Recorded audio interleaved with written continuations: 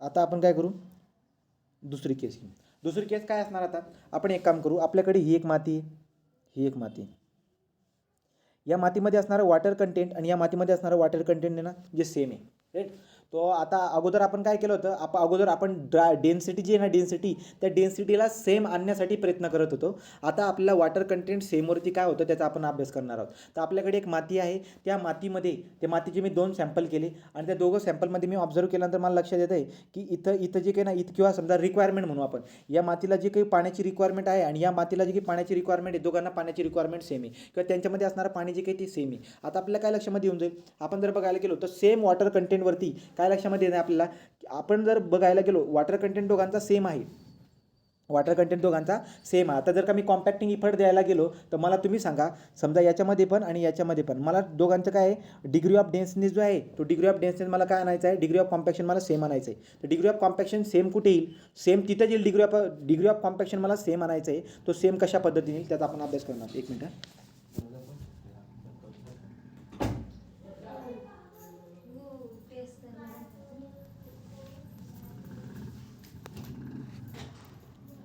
आता बघा, हां, तर काय बोलतोय, सेम वॉटर कंटेंट जर असेल तर त्यावेळेस आपल्याला काय दिसायला भेटत आहे, जर आपण कॉम्पॅक्टिंग इफर्ट वाढवला तर ड्राय डेन्सिटी वाढेल.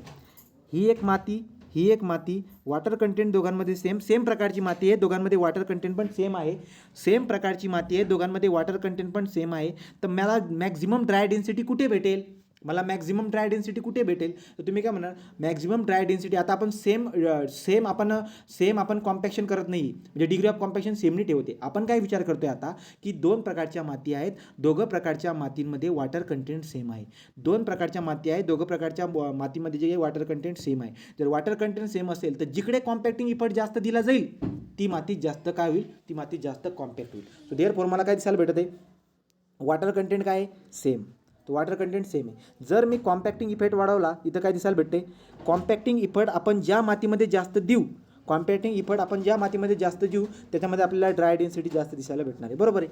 तो मातीमध्ये पाणी सारखं होतं, जिकडे कॉम्पॅक्शन एनर्जी मी जास्त देणार, कॉम्पॅक्शन इफर्ट मी जास्त देणार, तिथली आपल्याला ड्राय डेन्सिटी काय दिसायला भेटेल, जास्त दिसायला भेटेल. ठीक आहे, तो जास्त दिसायला भेटेल का, कारण की लुब्रिकेशन दोघांमध्ये सेम आहे, परंतु एनर्जी आपण ज्या ठिकाणी जास्त देणार त्या मातीमध्ये आपल्याला ड्राय डेन्सिटी जास्त दिसायला भेटणार, कॉम्पॅक्शन आपल्याला जास्त दिसायला भेटणार. आता या गोष्टीला समजून घेण्यासाठी आपण मॅक्झिमम ग्राफ बघतो आणि त्या ग्राफवरून आपल्याला गोष्टी क्लिअर होत असतात. मग आता कशा पद्धतीने बरं का, बघा, समजा ग्राफ आपण काढूया अशा पद्धतीने. हा आपला रोडी आहे, हा आपला वॉटर कंटेंट आहे, राईट. आता जर बघायला गेलो तर काय असणार, हा जो काही आहे, हा एक मी ग्राफ बनवला आहे, हा एक ग्राफ. शेअर कर ना. काय करू, स्क्रीन शेअर नाही केली तू. नुसतं ऐकतायत का तुम्ही, सांगा ना. मी सांगितलं होतं मगाशी, तू ऐकलंच नाही.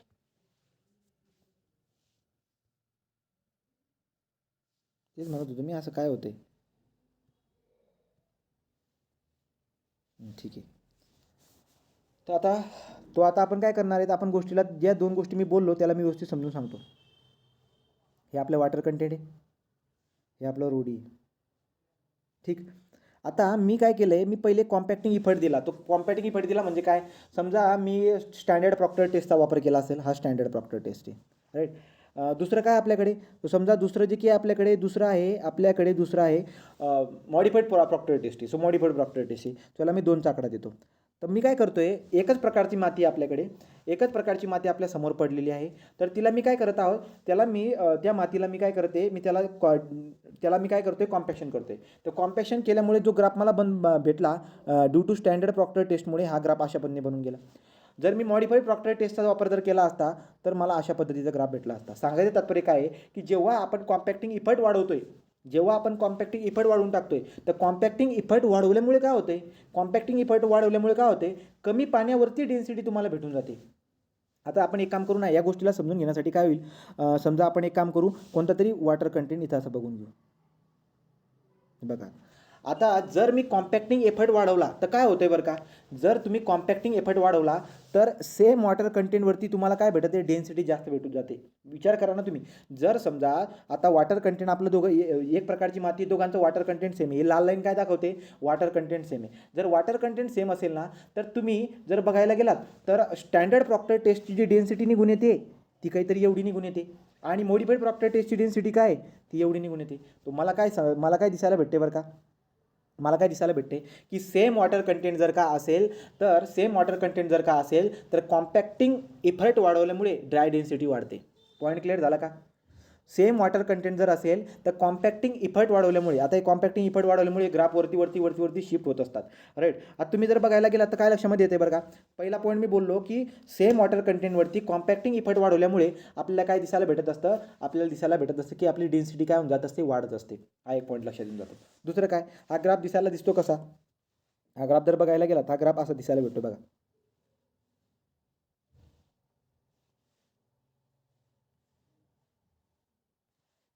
लाल पेन,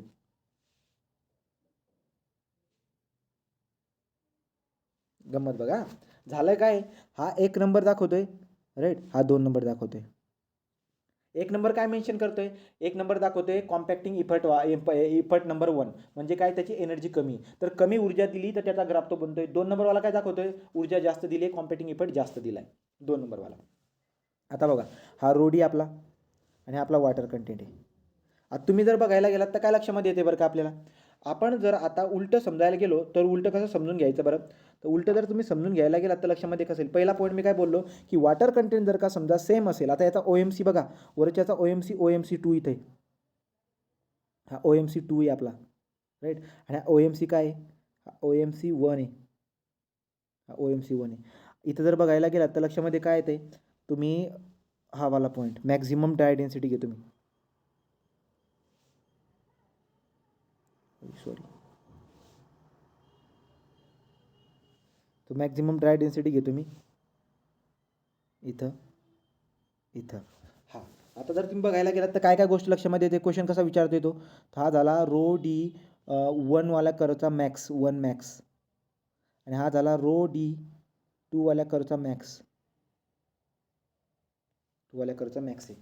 आता लक्षामध्ये काय येते की जर मी कोणता पण जनरल जर का समजा मी वॉटर कंटेंट जर का उचलत असेल, कोणता पण जनरल जर मी वॉटर कंटेंट उचलत असेल तर काय गोष्ट लक्षात येते, कोणता पण हवाला उचला, इथून काय लक्षामध्ये येते की सेम वॉटर कंटेंटवरती कॉम्पॅक्टिंग इफर्ट वाढवल्यामुळे डेन्सिटी वाढून जात असते. डेन्सिटी काय वाढून जात असते. आता मला काय करायची, मला डेन्सिटी सेम ठेवायची समजा, सो डेन्सिटी मला सेम ठेवायची. मग काय करतो मी समजा मी ही वाली लाईन घेतो, हां. तर आता मला काय पाहिजे होती, डेन्सिटी मला सेम पाहिजे होती. जर मला डेन्सिटी सेम पाहिजे असेल तर विचार करा, आता डेन्सिटी सेम असण्यासाठी पहिली केस मी तुम्हाला काय सांगून दिली होती की तुम्हाला कॉम्पॅक्टिंग इफर्ट जिथं तुम्ही देताय तिथं विचार करा. समजा आता एक काम करूया, ही लाईन मी इथं मार्क करून ठेवली, ही वाली समजा अशी लाईन मार्क करतोय, ग्रीन कलर जरा खाली आणतो, असा ग्रीन कलर आणतो, आणि हा पिवळा कलर काय सांगतोय, हा पिवळा कलर आपल्याला सांगतोय की बाबा हो, हा आपलं काय ही पिवळी लाईन काय दाखवते, कॉन्स्टंट डेन्सिटी पाहिजे मला, तर विचार करा बरं का, आता डिग्री ऑफ कॉम्पॅक्शन मला सेम पाहिजे. सो डिग्री ऑफ कॉम्पॅक्शन जर का मला सेम पाहिजे असेल तर मला काय गोष्टी लागतील, मी पॉईंट उचलतो, हावाला पॉईंट घेतला, इथून मला काय कळतंय, हावाला पॉईंट घेतला, आणि त्याच याला समजा हावाला पॉईंट मी घेतला, हे 2 पॉईंट मी घेतोय. तर लक्षामध्ये काय येते माझ्या, जर मला डेन्सिटी जर का सेम पाहिजे असेल तर मी काय करतो, जास्त कॉम्पॅक्टिंग एनर्जी तुम्ही जिथे देत आहे तिथे तुम्हाला पाण्याची रिक्वायरमेंट काय होते, कमी लागते, बरोबर. आणि ज्या ठिकाणी तुम्ही कॉम्पॅक्टिंग एनर्जी कमी दिली तिथे पाणी काय लागते, तुम्हाला जास्त लागते. तुम्हाला गोष्ट कळते का, मी काय बोललो होतं, मी 2 गोष्टी समजून सांगण्याचा प्रयत्न करतोय. जर तुम्हाला सेम डेन्सिटी पाहिजे असेल तर ज्या ठिकाणी कॉम्पॅक्टिंग एनर्जी तुम्ही जास्त लावली, त्या केसमध्ये पाणी तुम्हाला कमी लागेल. परंतु तुम्ही ज्या ठिकाणी कॉम्पॅक्टिंग एनर्जी कमी लावली ना त्या ठिकाणी तुम्हाला पाण्याची रिक्वायरमेंट जास्त येईल. हे कळालं का ग्राफ. या 2 गोष्टी तुम्हाला समजून सांगायचा प्रयत्न करत होतो. या 2 गोष्टी कळालं का पुन्हा सांगू अजून एकदा, कुलदीप. हां, तर अशा पद्धतीने मग आता परीक्षेमध्ये क्वेश्चन किती भारी विचारून घेत असतो तो. तर तुम्हाला विचारेल की जर का कॉम्पॅक्टिंग एनर्जी जर तुम्ही वाढवत असणार तर कॉम्पॅक्टिंग एनर्जी जर तुम्ही वाढवली, कॉम्पॅक्टिंग इफर्ट जर का वाढवला तर पाण्याची रिक्वायरमेंट कमी होऊन जात असते. कॉम्पॅक्टिंग एनर्जी जर वाढवली तर पाण्याची रिक्वायरमेंट कमी होऊन जात असते. ही गोष्ट लक्षामध्ये राहून द्यायची, ठीक आहे. तर हे दोघं ग्राफला तुम्ही वरती इकडे अलीकडे पलीकडे करून तुम्ही हे लक्षात घेऊ शकतात. दुसरी गोष्ट काय असते बरं, आता पुढचा काय पॉईंट असतो, आता लक्षामध्ये येत असतं की जसं जसं आपण आता कॉम्पॅक्टिंग एफर्ट वाढवत चाललो, वाढवत चाललो, ड्राय डेन्सिटी पण वाढताना दिसायला भेटते. कशा पद्धतीने? समजा पहिली कॉम्पॅक्टिंग एनर्जीचा कर्व होता, हा दुसरी कॉम्पॅक्टिंग एनर्जीचा कर्व आहे, हा तिसरी कॉम्पॅक्टिंग एनर्जीचा, हा चौथीचा आणि हा पाचवीचा, अशा पद्धतीने. राईट, अशा पद्धतीने हे दिसायला भेटत असतं. सांगायचं तात्पर्य काय माहिती आहे का?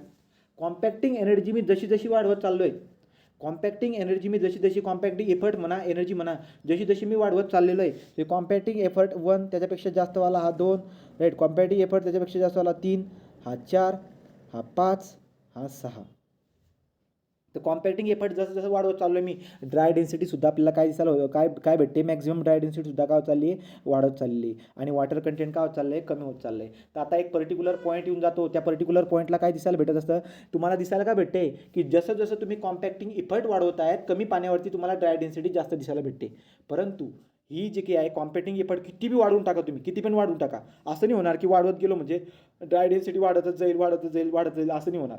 एक पॉईंट असा येऊन जाईल की पार्टिकल एकदम जवळजवळ येऊन जातील, त्याच्यानंतर किती पण कॉम्पॅक्टिंग एफर्ट वाढवून टाकला तरी पार्टिकल जवळजवळ येणार नाही. सांगायचं तात्पर्य काय आहे की कॉम्पॅक्टिंग इफर्ट वाढवल्यामुळे ड्राय डेन्सिटी वाढते, परंतु एका पर्टिक्युलर पॉईंटवरती ती कॉन्स्टंट होऊन जात असते. तर पर्टिक्युलर पॉईंटला कॉन्स्टंट होऊन जाते म्हणजे काय? ड्राय डेन्सिटी याच्यावरती जाणारच नाही, ड्राय डेन्सिटी जाणारच नाही. आलं लक्षामध्ये? तुम्ही जर बघायला गेलं तर काय, तो सुरुवातीचा जो काही कॉम्पॅक्टिंग इफर्ट जेव्हा मी एवढा दिलेला आहे ना, कॉम्पॅक्टिंग इफर्ट जेव्हा मी 1 दिलेला आहे, तेव्हाचा कर्व जर ऑब्झर्व केला तर तिथं आपल्याला काय दिसायला भेटते? रोडी मॅक्स 1, तो रोडी मॅक्स 1 आणि OMC.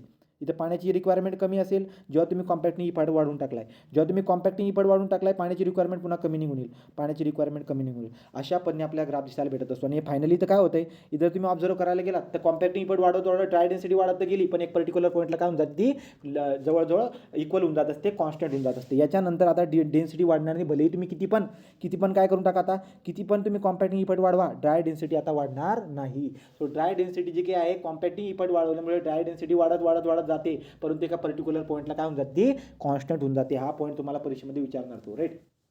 मग आता पुढे काय होत असतं? पुढे जर बघायला गेलात तर प्रत्येक ठिकाणी जर कर्वला ऑब्झर्व केल्यानंतर काय लक्षात येतं? हा वाला आपला जनरल कर्व होता, हा पर्टिक्युलर पॉईंट जो आहे याच्या करस्पॉन्डिंग ही मॅक्झिमम ड्राय डेन्सिटी आहे, रोडी मॅक्स, राईट, हा रोडी मॅक्स आहे. आणि याच्या करस्पॉन्डिंग असणारा जो की वॉटर कंटेंट असतो याला आपण ऑप्टिमम मॉइश्चर कंटेंट म्हणतो. आता ऑप्टिमम मॉइश्चर कंटेंटचा हा जो इकडचा पार्ट आहे पिंक कलरचा, याला म्हणतो आपण ड्राय साईड. ही कोणती साईड असते आपली? ही असते ड्राय साईड, ही ड्राय साईड असते. आणि ऑप्टिमम मॉइश्चर कंटेंटच्या पलीकडचा जो काही आपला हे असणार आहे हा वाला, तर हा जो काही असणार आहे आपला काय असणार आहे? ही वेट साईड असते, याला म्हणतो आपण वेट साईड, ते वेट साईड असते. मग आता ड्राय साईड आणि वेट साईडवरती आपल्याला काय काय अभ्यास करायचा आहे? काय लक्षामध्ये येते? आपल्या लक्षामध्ये काय येते? पर्टिक्युलर पॉईंट की कॉम्पॅक्टिंग इफर्ट वाढवल्यामुळे ड्राय साईडला जी मार्जिन आहे, ती मार्जिन काय होत चालली? हळूहळू कमी होत चालली. म्हणजे काय बरं का? बघा, समजा एक मिनिट, याला खोडतो, व्यवस्थित काढतो.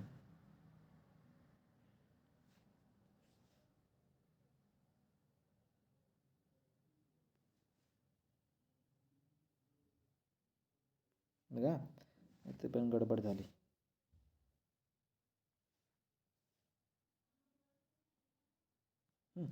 नंतर पुढे जर बघायला गेलात तर अशा पद्धतीने, ठीक आहे. आणि नंतर जाऊन समजा तो कॉन्स्टंट होऊन जाते, असा ग्राफ काढतोय. आता बघा काय म्हणतोय मी तुम्हाला, तर ड्राय साईड जी आहे ना, त्या ड्राय साईडवरती तुम्ही बघायला गेलात ना, लक्षामध्ये काय येते? समजा ही मॅक्झिमम ड्राय डेन्सिटी याची होती, या कर्वची मॅक्झिमम ड्राय डेन्सिटी, याची मॅक्झिमम ड्राय डेन्सिटी, याची मॅक्झिमम ड्राय डेन्सिटी. सांगायचं तात्पर्य काय माहिती आहे का? की जसं जसं तुम्ही कॉम्पॅक्टिंग इफर्ट वाढवत चालले, एकापासून 2 वरती कॉम्पॅक्टिंग मॉडिफाईड प्रॉक्टर टेस्ट किंवा त्याच्यापेक्षा भारीवाला 3 नंबरवाला वापरला, तर जसं जसं मी कॉम्पॅक्टिंग इफर्ट वाढवत चाललो आहे, ड्राय साईडला म्हणजे ही वाली बघा, हे ड्राय साईडला जी मार्जिन आहे ना, ती पण हळूहळू काय होत चालली? कमी होत चालली. ड्राय साईडला जी मार्जिन आहे ती पण हळूहळू काय होत चालली? कमी होत चालली. तर ड्राय साईडची जी मार्जिन आहे ती हळूहळू कमी होत जात असते. मग तुम्ही म्हणणार की वेट साईडला मार्जिन काय होत असते? वेट साईडला मार्जिन जी काय आहे जवळजवळ निग्लिजिबल असते. मार्जिन निग्लिजिबल असते म्हणजे काय बरं का? इथं समजा हा डिफरन्स बघा, हा डिफरन्स काहीतरी येतोय. याच्यापेक्षा हवाला जो डिफरन्स येईल ना वरचा, पेन बदलवतो समजा मी दुसरा पेन घेतो, लाल पेन घेतो.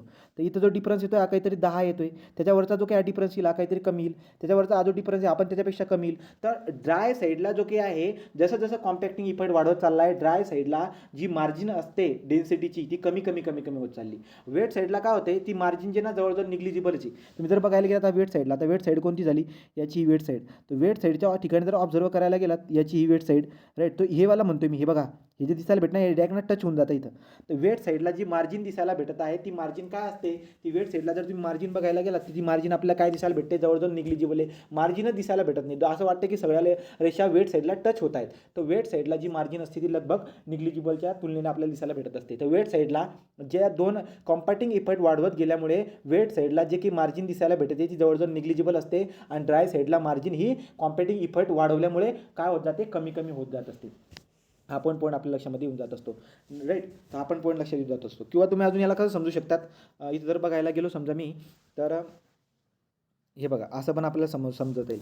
दुसरा अजून एक ग्राफवरून तुम्हाला समजून सांगतो. समजा हे कॉम्पॅक्टिंग इफेक्ट त्याच्यापेक्षा कॉम्पॅक्टिंग इफेक्ट जास्त आहे. हा वाला कॉम्पॅक्टिंग इफेक्ट याच्यापेक्षा काय आहे, जास्त आहे.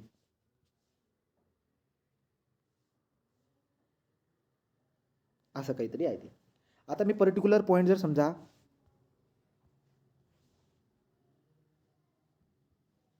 असे 2 पॉईंट उचलले. हा एक वॉटर कंटेंट W1 आहे, हा वॉटर कंटेंट समजा W2 आहे. इथं जो काही आपल्याला आता याच्या करस्पॉन्डिंग जो काही रोडी भेटेल, हा वाला, राईट ना, हा रोडी आहे, मॅक्स नाही आहे, रोडी असेल काहीतरी. तर इथं जी काही डेन्सिटी भेटते समजा मला, जी डेन्सिटी भेटते याला मी रोडी 1 म्हणतो. रोडी 1 ऑफ 1. हा काय असणार, हा रोडी 2 ऑफ 1, राईट. तर 1 वॉटर कंटेंटच्या करस्पॉन्डिंग जे काही आहे आपल्याला अशा पद्धतीने मी तिथे दाखवतोय. मला काय लक्षात येऊन जाते बरं का, इथं बघा तो रोडी 1 इथे इकडे होता, पलीकडं इथे पलीकडे W2च्या करस्पॉन्डिंग कॉम्पॅक्टिंग इफेक्ट जेव्हा एक होता तेव्हा जी डेन्सिटी मला भेटत होती याला मी म्हणतो rho D1 of water content 2, right. आणि इथे rho D2 of water content 2, right. आता गंमत बघा, मार्जिन म्हणजे मी काय म्हणतोय, वेट साईड आणि ड्राय. आता ड्राय साईड बघा, ही OMC होती, ही आपली याची OMC, ही याची OMC. तर आता लक्षामध्ये काय येते, ड्राय साईड इकडची ही असते, इकडची ड्राय साईड, इकडची असते wet side. So therefore margin काय दिसायला भेटते बरं का, इथं मी एक नोट म्हणून लिहू शकतो काय, rho D2 of water content 1 minus rho D1 of water content 1 यांचा जो डिफरन्स आहे, हा डिफरन्स म्हणजे इकडची मार्जिन. बघा यांचा जो डिफरन्स आहे म्हणजे इकडची मार्जिन, उभी लाईन काहीतरी, ही जी काही असणार आहे ही जास्त असणार आहे कोणापेक्षा, खूप जास्त असणार आहे, खूप जास्त असणार आहे, राईट ना. तो खूप जास्त असणार आहे कोणापेक्षा, इकडच्या मार्जिनपेक्षा. इकडची मार्जिन म्हणजे काय, जेव्हा इकडची बघा वेट साईडची, तर वेट साईडची मार्जिन कसली तुम्ही, rho D2 of water content 2 divide by minus rho D1 of water content 2. अशा पद्धतीने आपल्या लक्षामध्ये येऊन जाते ती गोष्ट, राईट. तर मी तुम्हाला काय बोलत होतो, जसं जसं तुम्ही कॉम्पॅक्टिंग इफेक्ट वरती वाढत जात असतात तर ड्राय साईडवरती जो मार्जिन आहे तो कमी कमी होत जात असतो. वेट साईडवरती ती मार्जिन लगभग निग्लिजिबल बरोबर असते. मग त्याला व्यवस्थित समजून सांगण्यासाठी मी 2च रेषा घेतल्यात आणि त्याच्यावरून तुम्हाला समजून सांगितलं की बाबा हो, ॲक्च्युली जे काही ना इकडचं मार्जिन, इकडचं खूप जास्त मार्जिन, इकडे खूप कमी असतं. वरती जर बघायला गेलो ही मार्जिन पुन्हा कमी होऊन जाईल, आता याच्यापेक्षा हेवाला काय असेल, कमी असेल. सो अशा पद्धतीने आपण या गोष्टीला समजून घेत असतो. क्लिअर झाला का पॉईंट, हा पॉईंट क्लिअर झाला का, हो. राईट. तर हा वाला पॉईंट क्लिअर होऊन जातो. नंतर पुढे काय असतं बरं का, आता पुढे अजून एक गोष्ट आपल्याला शिकायला भेटेल, काय,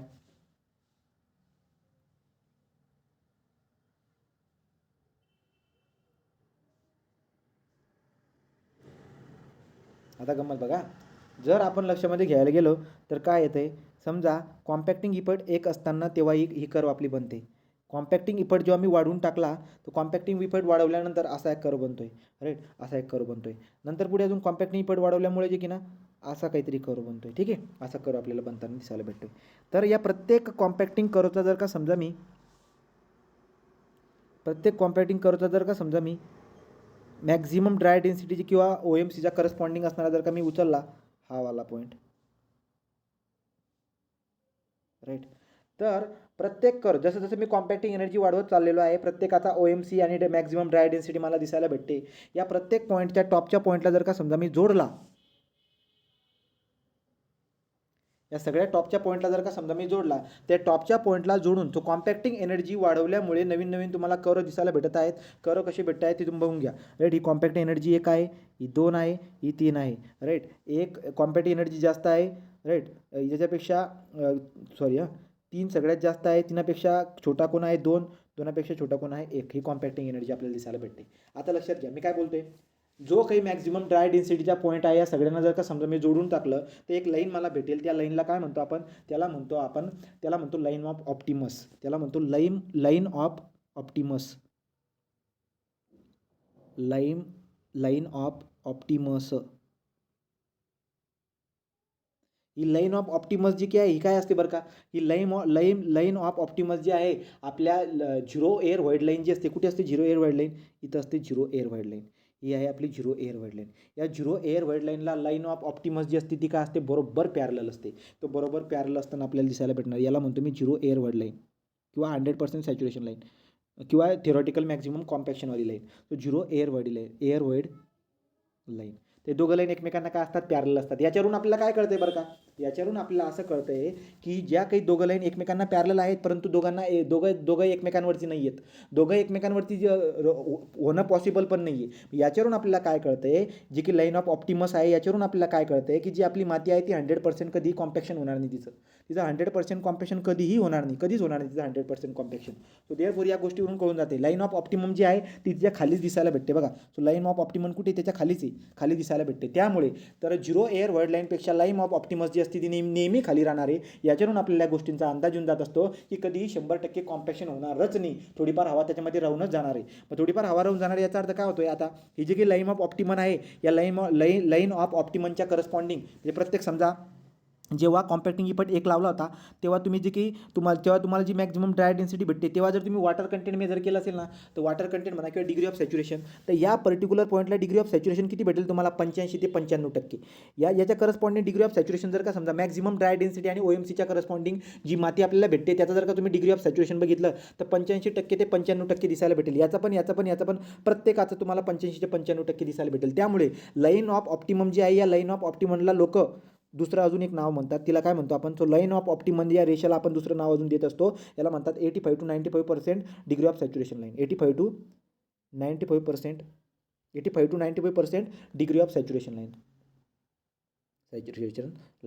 Right, so line of optimus is also called as 85 to 95. का, कारण की मॅक्झिमम प्रत्येक कॉम्पॅक्टिंग इफेक्टच्या करस्पॉन्डिंग असणारा जो मॅक्झिमम ड्राय डेन्सिटी आणि OMCचा जो पॉईंट आहे तिथे जर का समजा आपण डिग्री ऑफ सॅच्युरेशन बघितलं तर 85 ते 95च्या दरम्यान दिसायला भेटत असते प्रत्येक पॉईंटवरती. त्यामुळे जी लाईन मला भेटत असते ती लाईन ऑफ ऑप्टिमसला मी काय म्हणून देत असतो, 85 ते 95% सॅच्युरेशन लाईन म्हणत असतो. पॉईंट क्लिअर झाला का, हा पॉईंट क्लिअर झाला. राईट, अशा पद्धतीने हा पॉईंट पण आपला क्लिअर होऊन गेला. तो बरेचसे पॉईंट आपण डिस्कस करून टाकले. ग्राफच्या पद्धतीने त्याला समजून घेण्याचा प्रयत्न पण आपण करून टाकला. काय पॉईंट झाले होते हे पुन्हा सांगून देत असतो म्हणजे आपला काय होऊन जाईल, हावाला पॉईंट आपला क्लिअर होऊन जाईल. परीक्षेला खूप जबरदस्त इम्पॉर्टंट आहे. मग ते काय म्हणतील तुम्हाला की वॉटर कंटेंट सेम आहे, सेम वॉटर कंटेंटवरती ड्राय डेन्सिटी तुम्हाला कोणाची जास्त दिसायला भेटेल, ज्याची कॉम्पॅक्टिंग एनर्जी जास्त असेल त्याची ड्राय डेन्सिटी जास्त दिसायला भेटेल. जर तुम्हाला सेम डेन्सिटी पाहिजे असेल तर सेम डेन्सिटीच्या केसमध्ये काय घडणार आहे, जर सेम डेन्सिटी मला पाहिजे असेल तर जिथे मी कॉम्पॅक्टिंग एनर्जी जास्त देत आहे त्या केसमध्ये मला पाण्याची रिक्वायरमेंट कमी असेल आणि जिथे मी कॉम्पॅक्टिंग इफेक्ट कमी देतोय त्या केसमध्ये मला पाण्याची जरुरी जास्त असणार आहे. तिसरा पॉईंट काय बोलतो मी, कॉम्पॅक्टिंग एनर्जी जशी आपण वाढवत चाललेलो आहोत तसं काय घडतंय, as a compacting energy increases density सुद्धा काय वाढत चालली. तर कॉम्पॅक्टिंग एनर्जी वाढवल्यामुळे डेन्सिटी सुद्धा काय होत असते, वाढत जात असते आणि पाण्याची रिक्वायरमेंट कमी होत जात असते. राईट, परंतु एक पर्टिक्युलर पॉईंटवरती काय होत असतं, ड्राय डेन्सिटी जी आहे आपली ती कॉन्स्टंट होत जात असते. भले तुम्ही कितीही कॉम्पॅक्टिंग एनर्जी वाढवून टाका परंतु ड्राय डेन्सिटी आपल्याला काय दिसायला भेटेल, कॉन्स्टंट दिसायला भेटत असते. राईट, पुढचा पॉईंट जर आपण बघायला गेलो तर काय म्हणतो की आपली जी काही कर्व असते त्या कर्वच्या 2 साईड असतात, एक ड्राय साईड असते आणि एक वेट साईड असते. वेट साईड म्हणजे जिकडे पाणी दिसायला भेटत आहे. तर OMCच्या अलीकडचा जो पॉईंट असतो त्याला आपण ड्राय साईड म्हणत असतो. ड्राय साईडवरती कॉम्पॅक्टिंग एनर्जी आपण जसं वाढवत जातोय त्याच्यानुसार जे ग्राफ बनलेले आहेत त्या ग्राफच्या OMCच्या अलीकडे जी काही आपल्याला मार्जिन दिसायला भेटते ती मार्जिन कमी होताना दिसायला भेटत असते आणि OMCच्या बियॉन्ड पुढे जी काही आहे ती मार्जिन जर बघायला गेला ती मार्जिन तुम्हाला निग्लिजिबल दिसायला भेटत असते. याला समजून घेण्यासाठी छोटासा एक ग्राफ काढला होता, त्याच्यावरून आपण अंदाज घेतला होता, राईट. तो पॉईंट पण आपण क्लिअर करून टाकला आहे. तो मार्जिन जी काय आहे ती ड्राय साईडला कमी होत जात असते, परंतु वेट साईडला ती मार्जिन निग्लिजिबल असते,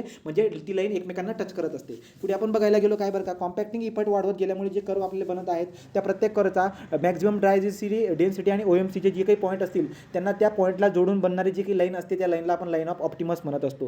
ही लाईन ऑफ ऑप्टिमस जी काही आपली 0 एअर वर्ड लाईनला पॅरलल असते, परंतु 0 एअर वर्ड लाईनच्या नेहमी ती खालीच असणारे, नेहमी 100% ती खालीच राहणारे. याच्यावरून आपल्याला काय आयडिया येऊन जात असते बरं का, की भलेही तुम्ही कोणत्याही प्रकारचा कॉम्पॅक्टिंग इफेक्ट लावून द्या, परंतु तुम्हाला कधी परफेक्ट कॉम्पॅक्शन दिसायला भेटणार नाही, काही ना काही हवा त्याच्यामध्ये राहून जाणार आहे, राईट. परंतु जर का समजा असा प्रश्न विचारून दिला तुम्हाला की 0 एअर वर्ड लाईन आणि लाईन ऑफ ऑप्टिमस जर का समजा एकच राहिलं, लाईन ऑफ ऑप्टिमस आणि 0 एअर वर्ड लाईन जर का समजा एकच राहिलं, तर याचा मिनिंग काय होत असतो, याचा मिनिंग असा होईल की आता मॅक्झिमम म्हणजे आता पूर्ण कॉम्पॅक्शन झालंय, कोणत्याही प्रकारची त्याच्यामध्ये हवा राहिलेली नाही, असा त्याचा मिनिंग होत असतो. तर तुम्हाला प्रश्न कसा विचारला तरी सांगता यायला पाहिजे. पुढे आपण काय बोलतो की लाईन ऑफ ऑप्टिमसची जी की लाईन आहे त्या पर्टिक्युलर पॉईंट आता काय करतोय, पहिल्या कॉम्पॅक्टिंग इफेक्ट जेव्हा मी दिला होता त्याच्या मॅक्झिमम ड्राय डेन्सिटी आणि OMCच्या पॉईंटला जेव्हा आपण डिग्री ऑफ सॅच्युरेशन काढतो तेव्हा 85 ते 95% दिसायला भेटत असते. त्यामुळे लाईन ऑफ ऑप्टिमसला आपण काय म्हणून देत असतो, 85 to 95 degree of saturation line. हा पॉईंट क्लिअर झाला का सांगा, क्लिअर झाला का रे, दोनदा सांगितलं. चला पुढे जाऊ आता. मेथड तिसरा फॅक्टर अफेक्ट आहे. तो थर्ड कोणता फॅक्टर अफेक्ट करून जात असतो, तो पण इम्पॉर्टंट आहे परीक्षेच्या दृष्टिकोनाने.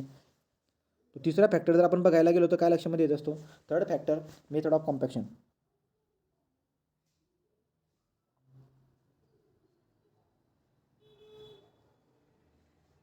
आता मेथड ऑफ कॉम्पॅक्शन काय असतं बरं का, की आपण आता कॉम्पॅक्शन करण्यासाठी कोणती पद्धत वापरत आहोत त्याच्याबद्दल आपल्याला लक्षात घ्यावं लागत असतं. तो कोणत्या पद्धतीचा आपण वापर आपल्या कॉम्पॅक्शन करण्यासाठी यूज करत आहोत त्याच्यावरून आपण डिस्कशन करत आहोत. तो मेथड ऑफ कॉम्पॅक्शन जर आपण बघायला गेलो तर काय लक्षामध्ये येते बरं का आपल्याला, की कॉम्पॅक्टिंग एफर्ट आपण किती देतोय. लक्षात घ्या, एखादी जी की माती आहे त्या मातीची डेन्सिटी आपल्याला कमी भेटते का जास्त भेटते हे डिपेंड करून जातं आहे कोणत्या प्रकारचं आपण कॉम्पॅक्शन करतो, टाईप ऑफ कॉम्पॅक्शन किंवा कॉम्पॅक्टिंग इफर्ट आपण कोणत्या मॅनरमध्ये देत आहोत त्याच्यावरती डिपेंड करून जात असते. So the density obtain during the compaction for the given soil, एखाद्या सॉईलवरती कॉम्पॅक्शन करून जी डेन्सिटी आपल्याला भेटत आहे ती डेन्सिटी कमी भेटते का जास्त भेटते हे डिपेंड कशावरती करून जाईल बरं का, तुम्ही कोणत्या प्रकारचं कॉम्पॅक्शन करण्यासाठी कोणता तरीका यूज करत आहात, कोणता प्रकार तुम्ही यूज करत आहात, किंवा कॉम्पॅक्टिंग इफर्ट जी काय कोणत्या मॅनरमध्ये तुम्ही देत आहात, या दोन गोष्टींवरती तुम्ही काय करू शकतात, डेन्सिटी जी काय व्हॅरी होताना दिसायला भेटत असते. असं नाही होणार प्रत्येक वेळेस काय बरं का, समजा आता ही माती या मातीमध्ये मला डेन्सिटी पाहिजे समजा डेन्सिटी मला पाहिजे 28 किलो न्यूटन पर मीटर क्यूब. एवढी डेन्सिटी आणण्यासाठी आपण काय करू शकतो, एवढी डेन्सिटी आणण्यासाठी मी पहिले काहीतरी रोलर वगैरे चालवू शकतो. दुसरं माझ्याकडे काय असू शकतं बरं का, वेगवेगळ्या प्रकारचे आपल्याकडे रॅमर असतात, त्या रॅमरच्या मदतीने आपण करू शकतो, राईट. रॅमर झाले, व्हायब्रेशन झाले, रोलर झाले,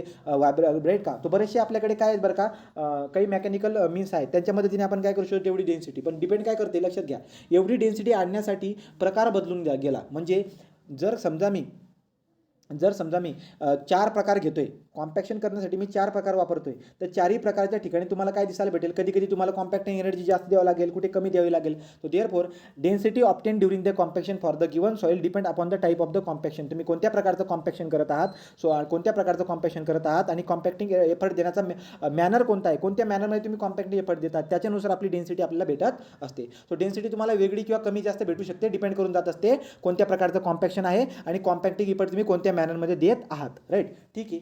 मग आता डेन्सिटी बदलते या दोन गोष्टींवरून जर लक्षामध्ये घ्यायला गेलो तर आपल्या लक्षामध्ये काय येतं, समजा आता 2 गोष्टी मी घेतोय. एका ठिकाणी काय बरं का, एका ठिकाणी लोखंडाचं रोलर आहे आणि एका ठिकाणी लाकडाचं रोलर आहे. लाकडाचं रोलर आहे. लाकडाच्या रोलरचं नक्कीच वजन कमी असेल, इथं वजन कमी आहे, इथं वजन काय जास्त आहे. तर तुम्हाला लगेच कळून जाईल की लोखंडाचा जो रोलर आहे त्या लोखंडाच्या रोलरचं वजन जास्त असणार आहे. तर वजन जास्त असल्या कारणानं तेच कॉम्पॅक्शन काय करणार, जास्त करणार, राईट. तो डेन्सिटी काय देणार आपल्याला, जास्त देणार. तर मग आता कॉम्पॅक्शन करण्या कोणत्या मॅनरमध्ये आपण कॉम्पॅक्शन करतोय त्याच्यानुसार आपल्याला डेन्सिटी दिसायला भेटत असते, राईट. सो मग लक्षामध्ये काय आलं की जो कॉम्पॅक्टिंग इक्विपमेंट आहे त्याच्या वजनानुसार आपली डेन्सिटी आपल्याला दिसायला भेटत असते, राईट. दुसरं महत्त्वाचं बात काय की आता विचार करा, समजा हा एक पॉईंट सांगितला वजनाचा.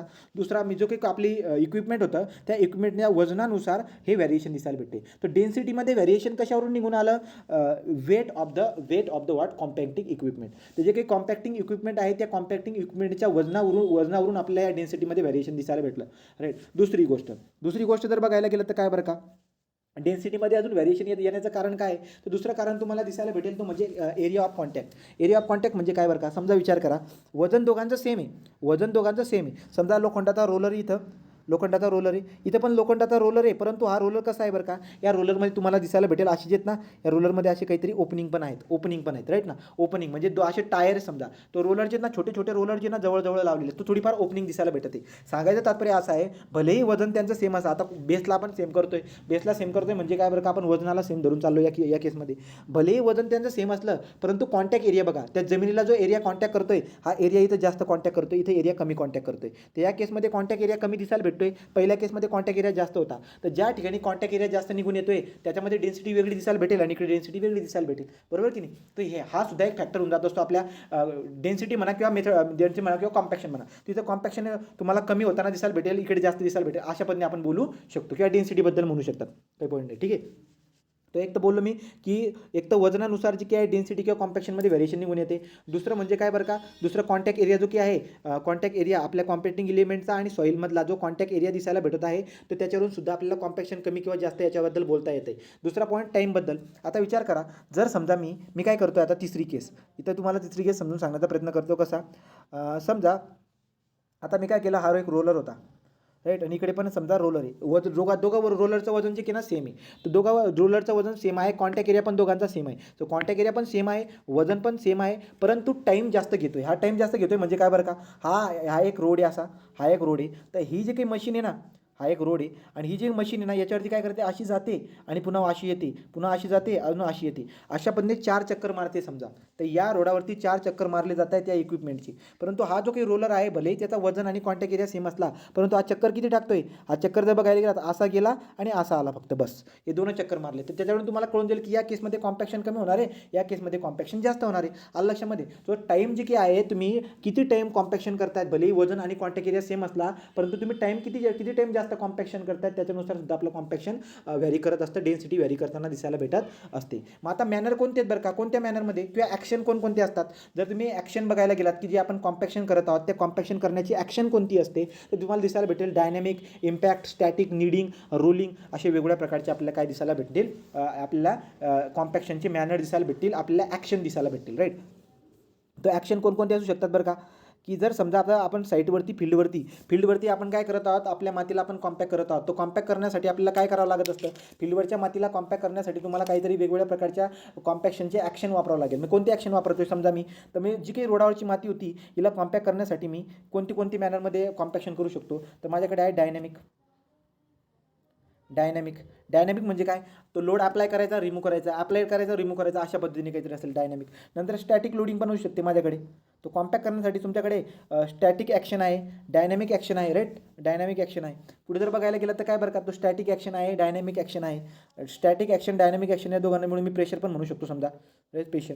नंतर पुढे काय, नीडिंग ॲक्शन आहे आपल्याकडे, नीडिंग ॲक्शन म्हणजे काय बरं का, पीठला कसं हे करतो ना आपण, ते पीठला गोंदतो आपण काहीतरी समथिंग, असं काहीतरी नीडिंग ॲक्शन देत असतो. जे गव्हाचं जे पीठ असतं, ते गव्हाच्या पिठामध्ये आपण काय करतो असतो, त्याला जेव्हा आपण बनवत असतो पोळ्यांसाठी, जेव्हा रेडी करत असतो, तेव्हा आपण एक ॲक्शन प्रोव्हाइड करत असतो, तिथे नीडिंग ॲक्शन असते. तर ती नीडिंग ॲक्शन जी काही आहे, ती नीडिंग ॲक्शननुसार सुद्धा आपण कॉम्पॅक्शन करत असतो. तर मग आपल्याकडे कोणकोणती ॲक्शन आहे, एकतर प्रेशर ॲक्शन आहे, डायनॅमिक प्रेशर असू शकतो किंवा स्टॅटिक प्रेशर असतो. तो प्रेशर ॲक्शन आहे आपल्याकडे. ॲक्शन कोणकोणती असते, कॉम्पॅक्शन करण्यासाठी आपल्याकडे ॲक्शन प्रेशरची ॲक्शन असू शकते, नीडिंगची ॲक्शन असू शकते, यांच्यानुसार सुद्धा आपल्याला व्हेरिएशन निघून येत असतं.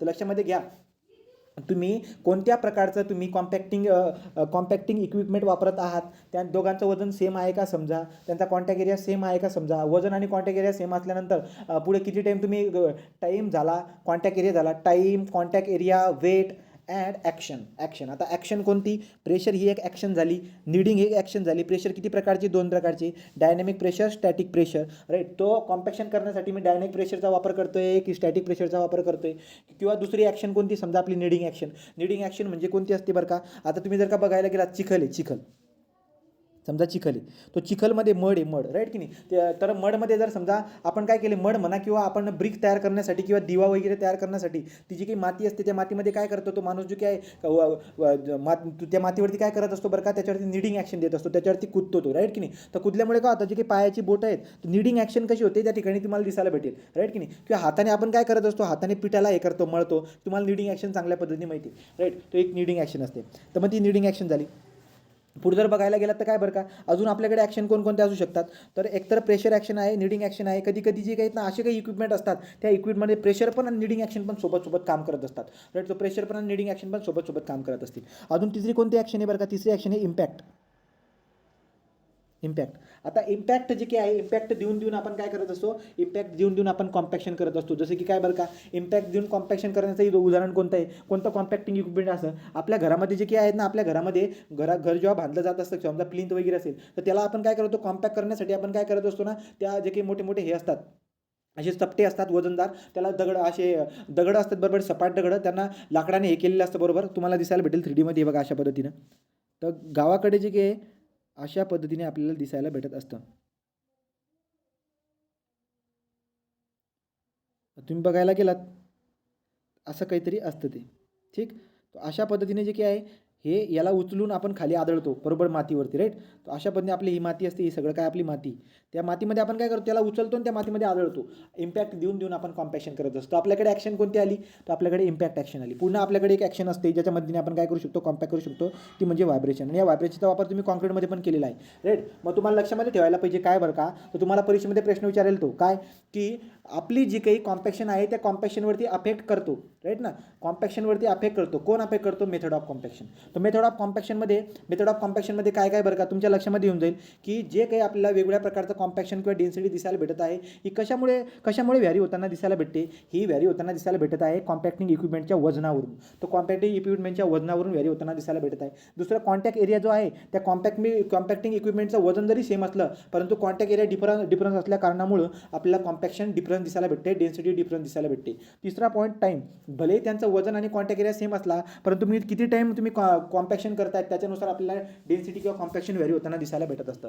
आणि चौथं असतं ॲक्शन. ॲक्शन कोणकोणते असतात बरं का, जे कॉम्पॅक्टिंग इक्विपमेंट आहे त्या प्रत्येक कॉम्पॅक्टिंग इक्विपमेंट काही ना काही ॲक्शन असते. कोणकोणती ॲक्शन असते, प्रेशर ॲक्शन असते. प्रेशर ॲक्शनमध्ये काय काय दिसायला भेटेल तुम्हाला, डायनॅमिक प्रेशर आणि स्टॅटिक प्रेशर दिसायला भेटेल राईट. दुसरी ॲक्शन कोणती असते आपली, दुसरी असते निडिंग ॲक्शन, तो निडिंग ॲक्शन आहे. नंतर अजून कोणती असेल, व्हायब्रेशन ॲक्शन आहे, तो व्हायब्रेशन झाली.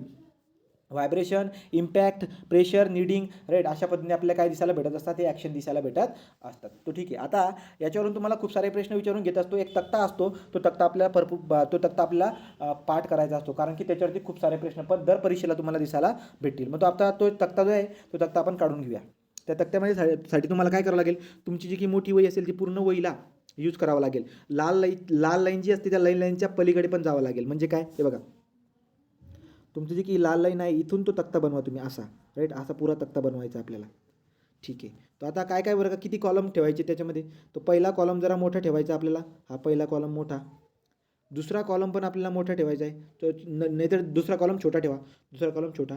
तिसरा कॉलम जरा मोठा ठेवायचा आहे आणि चौथा कॉलम पण मोठा ठेवायचा आहे. तो पहिला मोठा, दुसरा छोटा, तिसरा मोठा, चौथा मोठा, अशा पद्धतीने तुम्ही कॉलम जे काय ते बनवून टाका. परीक्षेमध्ये तुम्हाला क्वेश्चन विचारतील. मी आता काय काय करणार, मी पहिल्या कॉलममध्ये लिहून दाखवतो, दुसऱ्या कॉलममध्ये, तिसऱ्या कॉलममध्ये, चौथ्या कॉलममध्ये हा तक्ता तुम्हाला लिहून देत असतो आणि याच्याबद्दल आपण डिस्कशन करून घेऊया राईट. परीक्षेला याच्यावरती क्वेश्चन तुम्हाला विचारत असतो. बघा मग आता तो 4 कॉलम आपण म्हणतो आहोत. पहिला कॉलम, हा जो पहिला कॉलम आहे या पहिल्या कॉलममध्ये आपण नाव देत आहोत त्या पहिल्या कॉलमला वरती टाईप ऑफ इक्विपमेंट, टाईप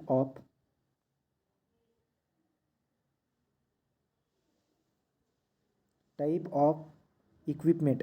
तो पहिला कॉलममध्ये जो काही वरचं नाव देतोय मी, वरती टाईप ऑफ इक्विपमेंट आहे. दुसऱ्या कॉलममध्ये वरती नाव देऊन देत असतो ॲक्शन, दुसऱ्या कॉलममध्ये ॲक्शन.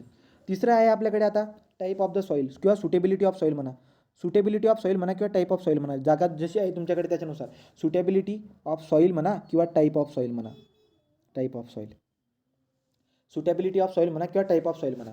आणि चौथा जो काही आपला कॉलम असणार आहे त्या ठिकाणी तुम्हाला काय लिहायचं आहे, तिथे लिहायचं type of project.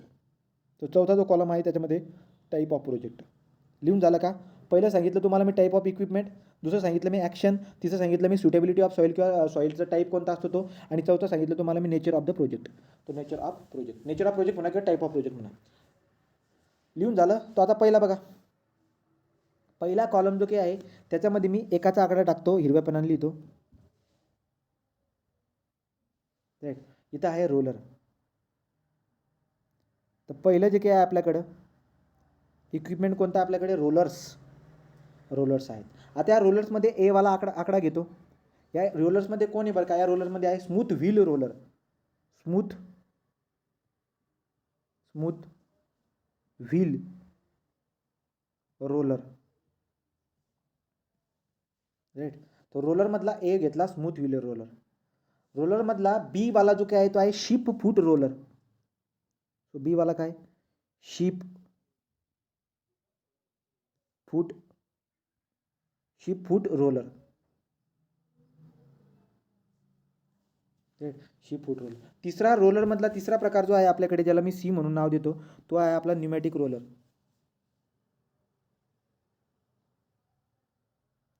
Pneumatic roller. Right, तो न्यूमॅटिक टायर म्हणा, न्यूमॅटिक टायर. राईट. तर रोलरमधला तिसरा प्रकार जो आहे तो न्यूमॅटिक टायर रोलर आहे. राईट, हे 3 प्रकार आपण इथे लिहून घेतो. पहिले रोलर समजून घेऊया. तर रोलरला ज्याला मी एकाचा आकडा दिलेला आहे, त्या रोलरला ज्याला मी एकाचा आकडा दिला, बघा रोलरला एकाचा आकडा दिला आहे, त्याच्यामध्ये 3 प्रकार बघतो आहोत. पहिला प्रकार जो रोलरमध्ये स्मूथ व्हील रोलर, दुसरा आहे शिप फूट रोलर, तिसरा आहे न्यूमॅटिक टायर रोलर. ठीक आहे. आता ॲक्शन कोणकोणती बरं का, तर तुम्ही जर बघायला गेलात तर लक्षामध्ये काय येईल आपल्या, की जो स्मूथ व्हील रोलर आहे पहिला प्रकार रोलरमधला, त्या स्मूथ व्हील रोलरमध्ये जो स्मूथ व्हील रोलर मी तुम्हाला ग्रुपमध्ये पण टाकला आहे, आपल्या गावाकडे येताना दिसायला भेटत असतात. मोठे जे आहेत ना, मोठे लोखंडाचे चाकं असतात ते. राईट ना, मोठे रोलर असतात ते, पूर्ण सपाट असे स्मूथ असतात ते रोलर. राईट की नाही, रोडावरती चालत असतात लोखंडाचे. राईट, तो पहिली इमेज तुम्हाला टाकलेली असेल मी तिथे, बघा तो दाखवतो वाटल्यास ते मी, तो रोलर स्मूथ व्हील रोलर.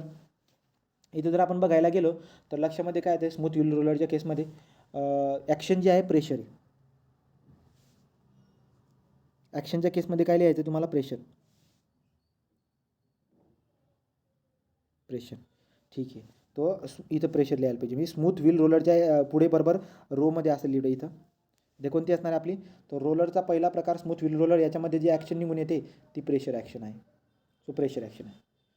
दुसरी जर बघायला गेला शिप फूट रोलर, तर शिप फूट रोलर जे काही असतात ती शिप फूट रोलर जे काही कॉम्पॅक्टिंग इक्विपमेंट आहे त्याच्यामध्ये कोणत्या प्रकारची ॲक्शन असते बरं का, तर शिप फूट रोलरमध्ये जी ॲक्शन आपल्याला दिसायला भेटत असते ती निडिंग ॲक्शन असते. निडिंग, KNEADING, निडिंग ॲक्शन. तर शिप फूट रोलरमध्ये आपल्याला निडिंग ॲक्शन दिसायला भेटत असते. न्यूमॅटिक टायर रोलर जे असतात त्या न्यूमॅटिक टायर रोलरमध्ये आपल्याला दोघं प्रकारच्या ॲक्शन दिसायला भेटत असतात, pressure plus kneading. So pressure plus kneading दोघं प्रकारचे ॲक्शन आपल्याला दिसायला भेटत असतात. तर दुसरा कॉलम पण आपण कंप्लीट करून टाकला ॲक्शनचा. तिसरा कॉलम आपण बघून घेऊया आता. तिसरा कॉलम आपण बघून घेऊया सुटेबिलिटी ऑफ द सॉईल किंवा टाईप ऑफ द सॉईल म्हणा, सॉईल टाईप म्हणा. राईट, त्याच्यामध्ये काय काय दिसायला भेटेल. तर आता रोलरचे 3 प्रकार पाडले, त्याच्यापैकी पहिला प्रकार जो असतो स्मूथ व्हील रोलर. या स्मूथ व्हील रोलरला मी कोणत्या प्रकारच्या मातीमध्ये यूज करायला पाहिजे, रोड तर आहे, रोडला कॉम्पॅक्ट करण्यासाठी आपण वापरतो, पण त्या रोडावरची जी माती आहे त्या मातीचा प्रकार कोणता आहे. राईट की नाही. तो देअरफॉर आपण काय लक्षामध्ये घेत असतो की जो काही आपला स्मूथ व्हील रोलर, हा रोलरचा जो पहिला प्रकार आहे त्याला आपण कोणत्या प्रकारच्या मातीसाठी यूज करत असतो. पेन मी बदलवला, तर कोणत्या प्रकारच्या मातीसाठी यूज करणार मी, त्याला मी यूज करत असतो gravel, sandy soil, crush stone, म्हणजे कोर्स ग्रेन सॉईलसाठी. तो gravel, smooth wheel roller is use for what, so gravel, नंतर सँड, क्रश स्टोन, ब्रॅकेटमध्ये तुम्ही मेन्शन करू शकतात कोर्स ग्रेन सॉईल. तर कोर्स ग्रेन सॉईल जी की आहे ग्रॅव्हेल, सँड, क्रश स्टोन, यांच्यासाठी, यांना कॉम्पॅक्ट करण्यासाठी आपण काय करू शकतो, स्मूथ व्हील रोलर जो की आहे या रोलरचा वापर आपण करू शकतो. तर रोलरचा पहिला प्रकार जो की आहे त्याची मी सुटेबिलिटी ऑफ सॉईलबद्दल मेन्शन केलेला आहे. दुसरा शिप फूट रोलर जो आहे, तो शिप फूट रोलर आपण कोणत्या प्रकारच्या मातीमध्ये यूज करायला पाहिजे, तर शिप फूट रोलर जो आहे हे कॉम्पॅक्टिंग इक्विपमेंट आहे, त्याला आपण कोणत्या प्रकारच्या मातीमध्ये यूज करत असतो, तर आपण त्याला क्लेई सॉईलमध्ये यूज करत असतो. तो क्लेई सॉईलमध्ये आपण त्याला कॉम्पॅक्ट करण्यासाठी यूज करणार आहोत या शिप फूट रोलरला. क्लेई सॉईलमध्ये किंवा फाईन ग्रेन सॉईल म्हणू शकतात ब्रॅकेटमध्ये. Fine grain soil, clayey soil म्हणा किंवा फाईन ग्रेन सॉईल तुम्ही मेन्शन करू शकतात फाईन ग्रेन सॉईलमध्ये. राईट. तिसरा असतो न्यूमॅटिक टायर. आता न्यूमॅटिक टायर जो काय आहे त्या न्यूमॅटिक टायरला मी कोणत्या प्रकारच्या मातीमध्ये यूज करायला पाहिजे विचार करा. ज्या न्यूमॅटिक टायर रोलरमध्ये दोघं प्रकारचे ॲक्शन आहेत, प्रेशर पण आणि नीडिंग पण. याचा अर्थ असा आहे की मी कोर्स ग्रेन सॉईल आणि fine grain soil all type of soil. So therefore pneumatic टायरच्या केसमध्ये सुटेबिलिटी ऑफ सॉईल कोणती असेल? All type of soil. All type of soil. All type of soil म्हणजे कोणकोणती? Gravel, sand, silt, clay, all type of the soil. So all type of सॉईलमध्ये आपण काय use करू शकतो? न्यूमॅटिक टायर रोलर आपण यूज करू शकतो. न्यूमॅटिक टायर आपण यूज करू शकतो. राईट. आता रोलर जो काय आहे रोलरचा मी इथपर्यंत आलो. आता पुढचा एक असतो. आता पुढे काय बरं का? पुढे एक nature of the project. So nature of प्रोजेक्टबद्दल मी ते लिहून देतो. आता बघा,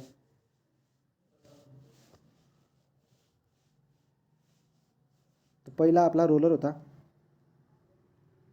रोलर इथं वरती मी मेन्शन करून ठेवलं आहे नेचर ऑफ प्रोजेक्ट. रोलरमध्ये पहिला रोलर, दुसरा रोलर, तिसरा रोलर. पहिला रोलर होता स्मूथ व्हील रोलर, शिप फूट रोलर आणि तिसरा कोणता होता? आपला न्यूमॅटिक टायर रोलर. ठीक आहे. तर मग आता विचार करा नेचरबद्दल लिहायचं आहे. तर नेचरबद्दल तुम्ही इथं काही नाव लिहत नाही, तुम्हाला माहिती तुम्ही नावं लिहून टाकलेत. नेचरबद्दल लिहा. तर कोणत्या ठिकाणी मला यूज करायचं बरं का? तो स्मूथ व्हील रोलर जो की असतो त्याला मी यूज करतो रोड कन्स्ट्रक्शनमध्ये. रोड कन्स्ट्रक्शनमध्ये यूज करत असतो. नंतर दुसरा कोणता असतो बरं का आपला? तो शिप फूट रोलर जे त्याला मी कुठे यूज करतो? शिप फूट रोलर ज्याची ॲक्शन आहे निडिंग ॲक्शन, जी क्ले सॉईलमध्ये मी यूज करत असतो. परंतु कोणत्या प्रकारच्या प्रोजेक्टसाठी? तर टाईप ऑफ प्रोजेक्ट जो असतो या केसमध्ये जी अर्थन डॅम असतो, त्या अर्थन डॅमचा जो की आतमधला कोअर असतो ना, कोअर तो क्ले सॉईलचा असतो. तो अर्थन डॅमचा कोअर बांधण्यासाठी हा प्रश्न विचारला गेला आहे. Core of the earthen dam. Core of earthen dam. तर कोअर ऑफ अर्थन डॅम जे काय आहे, अर्थन डॅम जो असतो त्या अर्थन डॅमचा मधला जो कोअर असतो तो क्ले सॉईलचा असतो. त्याला कॉम्पॅक्ट करण्यासाठी आपण काय करत असतो? त्याला अगोदर कॉम्पॅक्ट करण्यासाठी शिप फूट रोलरचा आपण वापर करत असतो. तिसरा प्रकार जो काही आहे आपला न्यूमॅटिक टायर रोलर. तो न्यूमॅटिक टायर रोलर जो काही आहे सगळ्या प्रकारच्या मातीमध्ये आपण यूज करू शकतो. परंतु कोणत्या प्रकारच्या प्रोजेक्टमध्ये? त्याचा प्रोजेक्ट जी काही जरा जास्त असतील तो आपण व्यवस्थित लिहून घेऊ. काय बरं का?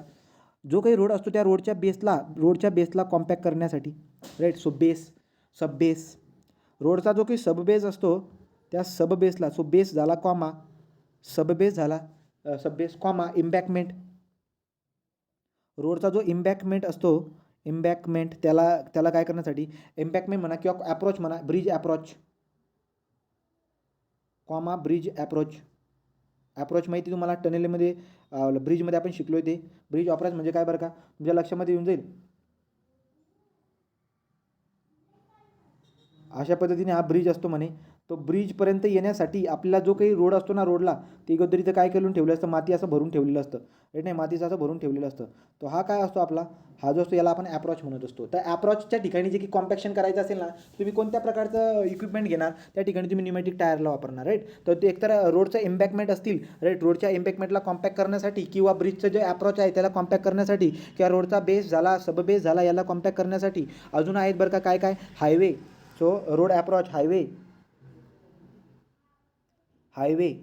राईट. एअरफील्ड तुम्हाला माहिती आहे. एअरफील्ड कोणती? ज्या ठिकाणी विमान वगैरे जोरात धावणारे उडण्याच्या अगोदर, एअरफील्ड. राईट. एअरफील्ड. नंतर अर्थन डॅम. राईट ना. सो एअरफील्ड झाली, अर्थ डॅम. राईट. तर मग लक्षात घ्या, earth dam, airfield, highway, bridge approach, road embankment, नंतर रोड सबबेस, रोड बेस. या सगळ्या प्रकारच्या प्रोजेक्टमध्ये आपल्याला कोणत्या प्रकारचं कॉम्पॅक्टिंग इक्विपमेंट वापरायचं आहे? तर आपल्याला वापरायचं आहे न्यूमॅटिक टायर रोलरचा वापर आपल्याला करायचा आहे. अशा पद्धतीने आपण जे काही आहे रोलरबद्दल माहिती काढून घेतली. पण फक्त रोलरच असतो का? तर नाही. इक्विपमेंट आपल्याकडे रोलर आहेत, रॅमर आणि व्हायब्रेशन पण आहेत. आता आपण काय करणार आहोत? रॅमर आणि व्हायब्रेशनची इन्फॉर्मेशन काढून घेणार आहोत. मग कशा पद्धतीने काढणार बघा. असा आपला तक्ता होता. या तक्त्यामध्ये आपण 4 कॉलम केले होते. पहिला होता टाईप ऑफ इक्विपमेंट, दुसरा होता ॲक्शन, तिसरा जो काही होता आपला तो होता, तिसरा होता सुटेबिलिटी ऑफ द सॉईल आणि चौथा होता नेचर ऑफ द प्रोजेक्ट. तो देअरफॉर आता आपण दुसरा आकडा घेऊ. पहिला रोलर झाला. रोलरचे 3 प्रकार बघून झाले ते. आता दुसरा जो इक्विपमेंट आहे आपल्याकडे तो आहे आपल्याकडे रॅमर. रॅमर.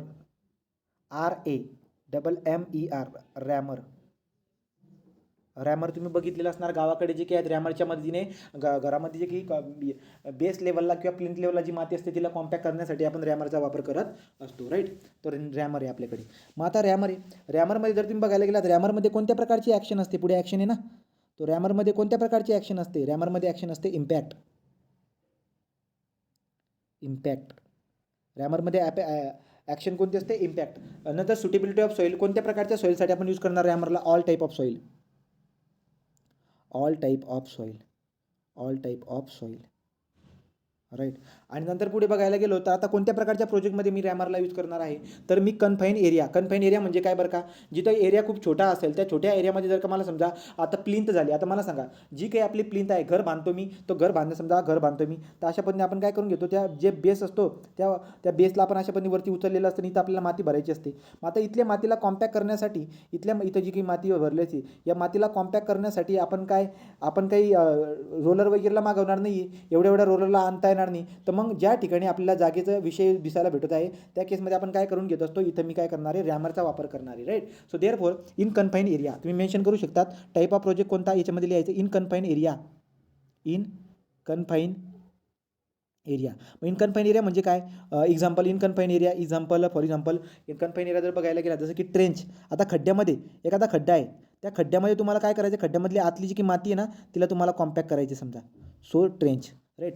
तर ट्रेंच. तर त्या केसमध्ये काय करणार तुम्ही? विचार करा बरं का, कधी कधी गावामध्ये काय करतात, गावामध्ये जे ना झोपडी बांधायची, झोपडी बांधण्यासाठी छोटासा गोल असतो, त्या गोलचा खड्डा करतात, त्याच्यामध्ये जे की कॉलम असतो, लाकडाचा कॉलम ठेवतात आणि आजूबाजूची माती त्याच्यामध्ये भरतात. पण आजूबाजूची माती भरल्यानंतर आपण काय करतो, आपल्याकडे जे एक धुम्मससारखे छोटंसं हे असते त्याला बरोबर कॉम्पॅक्ट करत असतो. ती इम्पॅक्ट आहे. त्याला तुम्ही इथं रॅमर म्हणू शकता. राईट की नाही? तो छोटासा रॅमर आहे असं आपण म्हणू शकतो. राईट. तर मग एक्झाम्पल मी ट्रेंच बोललो. ट्रेंच जो आहे ना खड्डा, आता खड्डा बुंदण्यासाठी तुम्ही काय करतात, या रॅमरला वापरतात. नंतर basement wall. Basement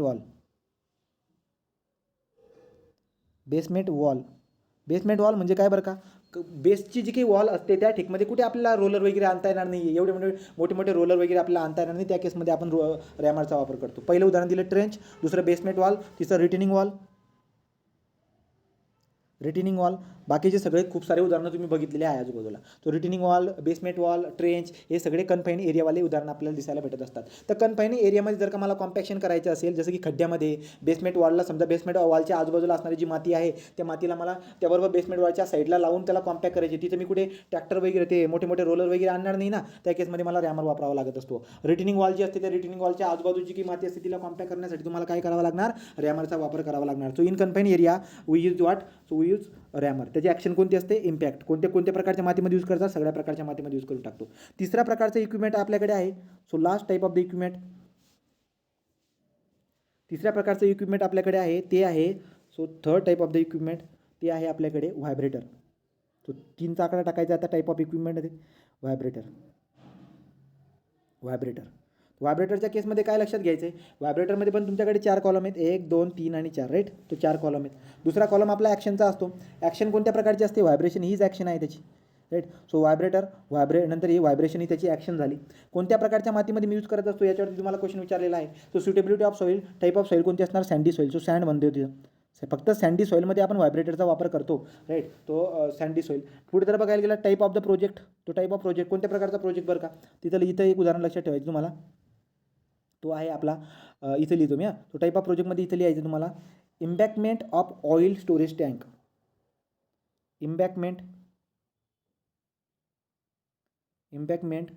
of oil storage tank.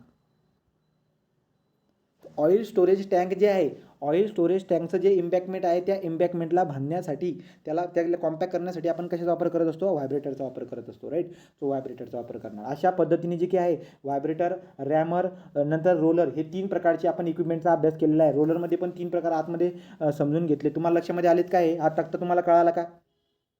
तो डेन्सिटी आणि कॉम्पॅक्शन जे काही आहेत यांच्यावरती खूप जास्त फरक आपल्याला दिसायला भेटतो. कशामुळे? पहिले म्हणजे काय, टाईप ऑफ इक्विपमेंट कोणत्या प्रकारचा आहे, इक्विपमेंटचे वजन किती आहे, नंतर कॉन्टॅक्ट एरिया किती आहे, किती टाईम ते कॉम्पॅक्शन करत आहे आणि कोणत्या प्रकारची ॲक्शन आहे, या सगळ्यानुसार आपल्याला काय दिसायला भेटत असतं? कॉम्पॅक्शनमध्ये व्हेरिएशन दिसायला भेटत असतं. याच्यावर डीपमध्ये पण आपण अभ्यास केला आणि हा तक्ता जो खूप महत्त्वाचा आहे याच्याबद्दल पण आपण अभ्यास केला. हे तुम्हाला क्लिअर झालं का कुलदीप, नेहा?